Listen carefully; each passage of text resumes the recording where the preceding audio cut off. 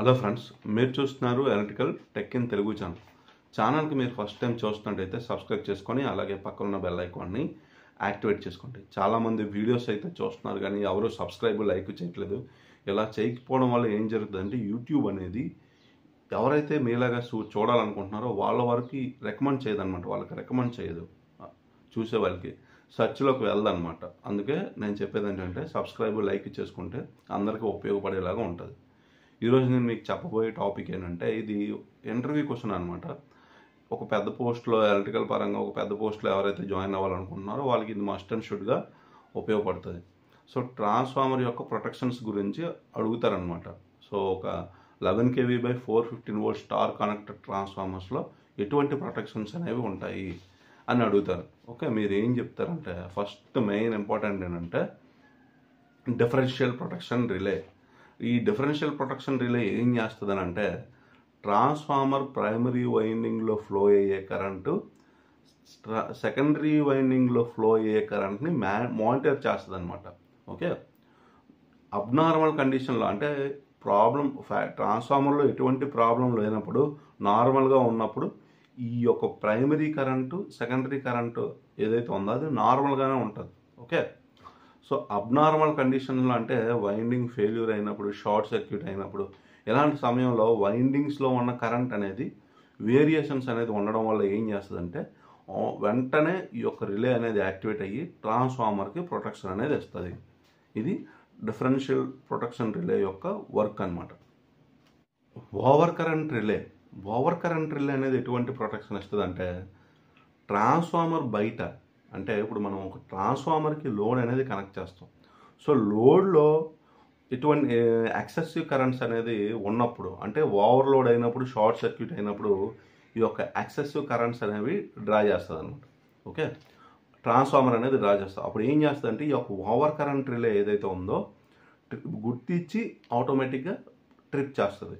Okay, so ఈ యొక్క over current relay ఏదైతే ఉందో డిఫరెన్షియల్ ప్రొటెక్షన్ రిలేకి బ్యాకప్గా పనిచేస్తుంది. అంటే డిఫరెన్షియల్ ప్రొటెక్షన్ రిలే ఫెయిల్ అయినా ఇది పనిచేస్తుంది అనమాట. ఓకే, ఒకవేళ అది ఏదో ప్రాబ్లం వచ్చి ఫెయిల్ అయింది అనుకోండి, ట్రిప్ చేయలేదు, డిటెక్ట్ చేయక ఈ యొక్క ఓవర్ కరెంట్ రిలే అనేది వెంటనే ట్రిప్ చేస్తుంది. ఓకే, రెండింటికి ఇంటర్లాకింగ్ అనేది ఉంటుంది అనమాట. సో డిఫరెన్షియల్ ప్రొటెక్షన్ రిలే ఏదైతే ఉందో అది ఇంటర్నల్గా ఏదైనా ప్రాబ్లం వస్తే అది రిలే యాక్టివేట్ అవుద్ది. ఇది అవుట్ సైడ్ ద సర్క్యూట్ ఏదైనా అవుట్ సైడ్ ద ట్రాన్స్ఫార్మర్ ఏదైనా ప్రాబ్లం వస్తే ఇది ట్రిప్ చేస్తుంది అనమాట. సో రెండు ఒకదానికొకటి ఇంటర్లాకింగ్ అనేది ఉంటుంది, మస్ట్ అండ్ షుడ్గా ఉంటుంది. Earth fault relay. ఈ యొక్క ఎర్త్ ఫాల్ట్ రిలే అనేది ట్రాన్స్ఫార్మర్ వైండింగ్స్లో ఇన్సులేషన్ ఫెయిల్యూర్ అవడం వల్ల లేదంటే గ్రౌండ్ ఫాల్ట్స్ వల్ల లీకేజ్ కరెంట్ అనేది ఎర్త్కి అనేది వెళ్తుంది. సో ఈ యొక్క ఎర్త్కి ఎంత ఫాల్ట్ కరెంట్ అనేది వెళ్తుందో డిటెక్ట్ చేసి ట్రాన్స్ఫార్మర్కి సివియర్ డ్యామేజ్ లేకుండా ట్రిప్ చేస్తుంది అనమాట వెంటనే ఈ యొక్క ఎర్త్ ఫాల్ట్ రిలే అనేది. ఇది కూడా చాలా చాలా ఇంపార్టెంట్. బక్ హోల్స్ రిలే అనేది ఆయిల్ ఇమ్మన్స్డ్ ట్రాన్స్ఫార్మర్స్లో ఎక్కువగా ఉంటుంది అనమాట. ఇది ఏం చేస్తుంది సార్ అంటే ట్రాన్స్ఫార్మర్లో ఇంటర్నల్ ఫాల్ట్స్ అనేది జరిగినప్పుడు ఇన్సులేషన్ ఫెయిల్యూర్ అయినా లేదంటే ఆయిల్ లీకేజ్ అయినప్పుడు మనకి ఒక గ్యాస్ అనేది ఫార్మేషన్ అవుద్ది. సో ఈ యొక్క గ్యాస్ ఫార్మేషన్ అయిందో లేదో అనేది ఇది డిటెక్ట్ చేసి మేజర్ ప్రాబ్లం అనేది ట్రాన్స్ఫార్మర్లో క్రియేట్ అవ్వకుండా మైనర్గా ఉన్నప్పుడు ఇది ఏం చేస్తుంది అంటే అలారం లేదా ఏదంటే మనకి సిగ్నల్ని పంపిస్తుంది అనమాట.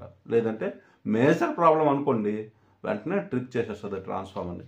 ఇది ఓవర్ వోల్టేజ్ రిలే అనేది ఎలా ప్రొటెక్షన్ ఇస్తుంది అంటే ట్రాన్స్ఫార్మర్లో ఓవర్ వోల్టేజెస్ వచ్చినప్పుడు ఈ యొక్క రిలే అనేది యాక్టివేట్ అయ్యి ట్రాన్స్ఫార్మర్ని ట్రిప్ చేస్తుంది. ఓకే, సో ఓవర్ వోల్టేజెస్ అనేవి ఎప్పుడు వస్తాయి అంటే మనకి సర్జెస్ అలాగే లైట్నింగ్ స్ట్రైక్స్ వచ్చినప్పుడు ఈ యొక్క ఓవర్ వోల్టేజెస్ అనేవి వస్తాయి. సో ఆ సమయంలో మనకి ఏమవుద్దంటే ఈ యొక్క రిలే అనేది డిటెక్ట్ చేసి ఆ పర్టికులర్ వోల్టేజ్ని రేటెడ్ వోల్టేజ్ కంటే ఎక్కువ ఉంది, సో ఇది డిటెక్ట్ చేసి వెంటనే ట్రిప్ చేస్తుంది. అలాగే అండర్ వోల్టేజ్ కూడా మెయిన్ డిసడ్వాంటేజెస్ అనమాట. సో అండర్ వోల్టేజ్ అనేది వచ్చింది అనుకోండి ట్రాన్స్ఫార్మర్లో ఓవర్లోడ్ అయిపోద్ది అనమాట, హీట్ అనేది ఎక్కువ జనరేట్ అవుద్ది. అందుకే మనం ఏం చేస్తాం, వోల్టేజ్ని స్టేబుల్గా ఉంచడం కోసం ట్యాప్ చేంజర్ అనేది వాడతాం. సో ట్యాప్ చేంజర్ అనేది ఏం చేస్తుంది అంటే వోల్టేజ్ మనం ఒక సెట్ పాయింట్ ఇస్తే ట్యాప్ చేంజర్కి కంట్రోలర్కి, సో ఇది ఏం చేస్తుందంటే అలాగా ట్రాన్స్ఫార్మర్ వోల్టేజ్ లోడ్ బ్యాలెన్స్ అయినా అన్బ్యాలెన్స్ అయినా వోల్టేజ్ని కరెక్ట్గా స్టేబుల్గా మెయింటైన్ అయ్యేటట్టుగా చేస్తుంది. So over voltage under voltage అనేది చాలా మెయిన్. ట్రాన్స్ఫార్మర్లో డ్యామేజ్ అయ్యే ఈ వోల్టేజెస్ వల్ల డ్యామేజ్ అయ్యే ఛాన్సెస్ కూడా ఎక్కువ ఉన్నాయి. ఇన్సులేషన్ ఫెయిల్యూర్, ఎక్స్ప్లోజన్స్ కూడా జరుగుతాయి హై వోల్టేజెస్ వచ్చినప్పుడు.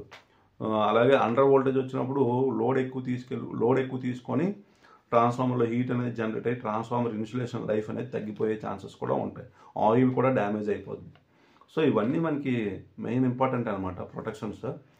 ఫైనల్గా వచ్చేటప్పటికి టెంపరేచర్ రిలే.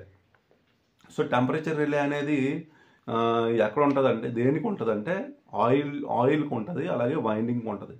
వైండింగ్ టెంపరేచర్ ఉంటుంది, అలాగే ఆయిల్ టెంపరేచర్. మీరు ట్రాన్స్ఫార్మర్ దగ్గర చూస్తే మీకు winding temperature indicator, oil temperature indicators అనేవి గేజులతో ఉంటుంది అనమాట. సో టెంపరేచర్స్ అనేవి ఎంత ఉన్నాయో ఆ గేజుల మీద చూపిస్తుంది. మనం ఏం చేస్తామంటే ఒక పలానా సెట్ పాయింట్ అనేది పెట్టుకుంటాం, ఎంత టెంపరేచర్ రాకూడదు. సో ఎంత వస్తే ఆటోమేటిక్గా అలారం అయితే రావాలి, మేజర్ ఎక్కువ టెంపరేచర్ అయితే ట్రిప్ అయిపోవాలని మనం చెప్పుకున్నాం. ఎవ్రీ 10 degrees టెంపరేచర్ అనేది పెరిగితే ఉన్న టెంపరేచర్ కంటే టెంపరేచర్ ట్రాన్స్ఫార్మర్ యొక్క లైఫ్ స్పాన్ అనేది గా తగ్గిపోద్ది.